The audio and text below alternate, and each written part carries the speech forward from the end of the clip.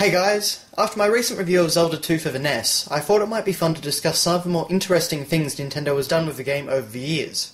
Now most people know about BS Zelda. Essentially it was a remake of the original Legend of Zelda game for the Super Nintendo that was broadcast using the Japan exclusive Satellaview add-on. It featured new graphics, remastered music, additional story sequences, and even voice acting and narration. Now many years ago, a scan from an old Japanese magazine appeared online and featured a screenshot of Zelda 2 running on the Super Nintendo hardware, with totally remastered visuals. While it's hard to see, it's obvious that the colour palette is much richer and everything is far more detailed. Take the shading on the bricks of a house, or the man's clothes. Additional assets like the tree in the background didn't even exist in the NES game. For a long time it was assumed by fans that this was a remake in the style of BS Zelda that got cancelled somewhere along the way. Even more interestingly, the Japanese text talks about the possibility of a Zelda 3. So does all this mean that, at one point, there was a side-scrolling 16-bit Zelda game in production? Well, probably not. A man named Chris Covell, who has the magazine that features this screenshot, revealed that it came from a 1988 announcement of the Super Nintendo, and was just a mock-up to show the power of the system. Now given the success of BS Zelda in Japan, I think it's entirely possible that a remake like this was at least mentioned at Nintendo.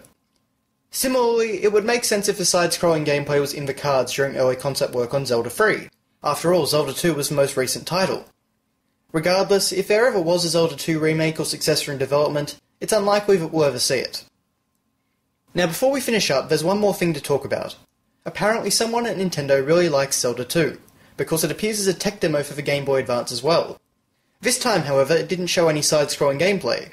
Instead, it presented a remake of the game's Overworld.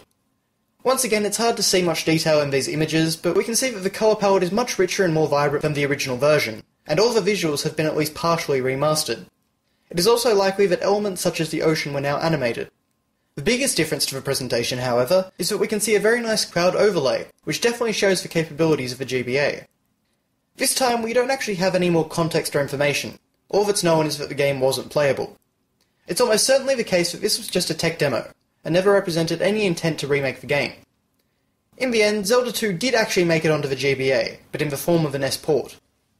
So there you have it, two potential remakes for Zelda 2 that turned out just to be simple tech demos. While I prefer the top-down style of gameplay for the Zelda series, I think it definitely would have been interesting to see a remake of Zelda 2. If it featured more variety in the graphics and improved balance of the difficulty, it could have been a great improvement over the original, and the definitive version of the game. But let me know what you think in the comments. Thanks a lot for watching, and I'll see you later.